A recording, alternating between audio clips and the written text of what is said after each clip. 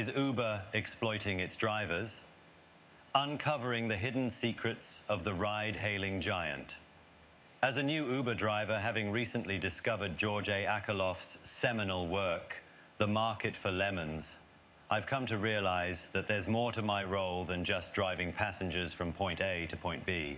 Behind the sleek app interface and the promise of easy earnings lies a complex web of algorithms and financial strategies that may be exploiting drivers. Let's delve into this correlation and uncover the troubling insights about information asymmetry, adverse selection, and market manipulation within Uber's business model. Information asymmetry, the hidden costs of Uber's algorithms. One of the core concepts in Akerlof's theory is information asymmetry, where one party has more or better information than the other. In the case of Uber, this asymmetry is stark. Uber employs complex, proprietary algorithms to determine upfront fares. These algorithms consider various factors such as estimated demand, time, and distance, but their exact workings are not disclosed to drivers. As a result, drivers are left in the dark about how their pay is calculated and whether it fairly reflects the value of their services. For riders, the situation is slightly different but equally opaque. Riders see a fixed price before booking a ride, giving them a sense of predictability. However, they are unaware of how this fare is split between Uber and the driver.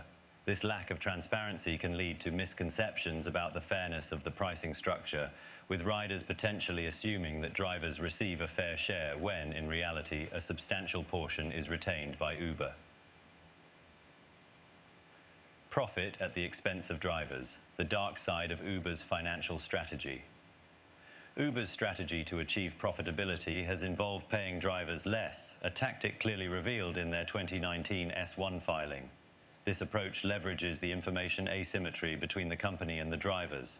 Uber, with its vast data on ride demand, pricing elasticity, and cost structures, can optimize fare distribution to maximize revenue while minimizing driver compensation. Drivers, lacking access to this detailed data, cannot negotiate better terms or fully understand the value of their service within the Uber ecosystem.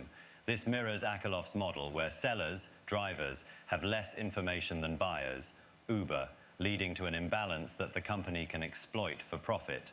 Adverse selection, the erosion of service quality. As Uber reduces driver pay to boost its profitability, it risks driving away experienced, high-quality drivers who find the compensation inadequate.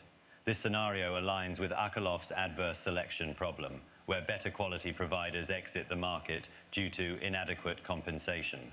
Over time, this can lead to a decline in service quality, as the remaining drivers may be less experienced or less skilled.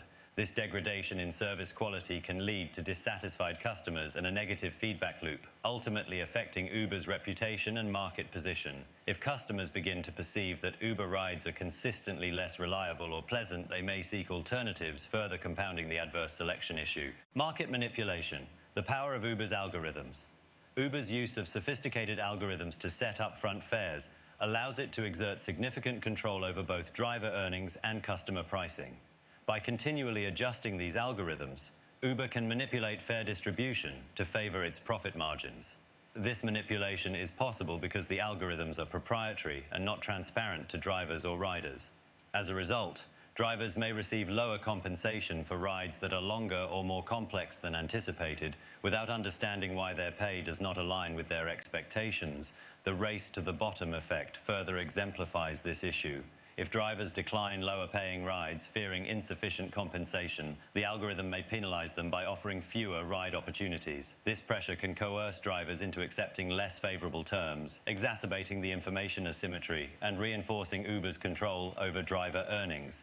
This dynamic is reminiscent of the adverse selection and market failure in Akerlof's model, where poor quality products, or in this case, poor compensation, drive out higher quality ones. Regulatory pressures and Uber's strategic responses.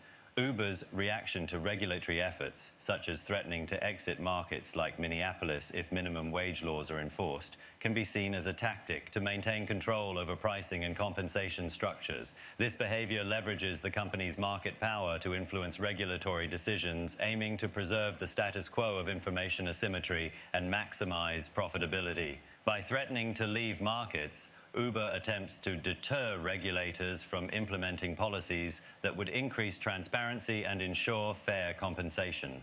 This tactic helps maintain the existing information imbalance, allowing Uber to continue exploiting its market position.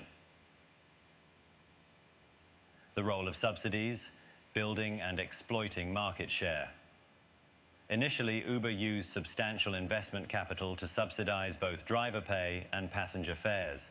This strategy aimed to quickly capture a significant market share by making the service attractive to both drivers and riders.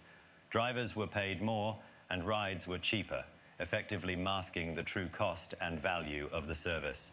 This approach aligns with Akerlof's discussion of creating a market that appears robust, but is heavily dependent on external financial support. Once the subsidies were reduced and the focus shifted to profitability, the underlying issues of compensation and service value became more apparent. The reliance on subsidies to build a large network can be seen as a temporary solution that obscures the long-term sustainability and fairness of the market dynamics. Conclusion: towards a fairer ride. Hailing market, Uber's practices illustrate a modern application of Akerlof's theories on market asymmetry, adverse selection, and market manipulation. By controlling the flow of information and using sophisticated algorithms, Uber can manipulate driver compensation and maximize profits. This strategy exploits the lack of transparency and understanding among drivers, leading to potential market failures similar to those described in the market for lemons. Uber's initial strategy of using subsidies to build a network has shifted to focusing on profitability at the expense of driver compensation. This shift exacerbates the information asymmetry, leading to dissatisfaction among drivers and potential degradation in service quality due to adverse selection. To mitigate these issues, regulatory interventions aimed at increasing transparency and ensuring fair compensation are essential. Mandating that Uber and similar companies provide detailed data on fare distributions and driver pay would help create a more balanced and fair market environment. Such measures would empower drivers with the information needed to make informed decisions and negotiate better terms, ultimately leading to a healthier and more sustainable market for ride-hailing services. The question remains: is Uber exploiting its drivers? The evidence suggests that through information asymmetry and strategic financial practices, Uber has created a system where driver compensation is not fully transparent or fair. Understanding and addressing these issues is crucial for ensuring that the gig economy works for everyone involved.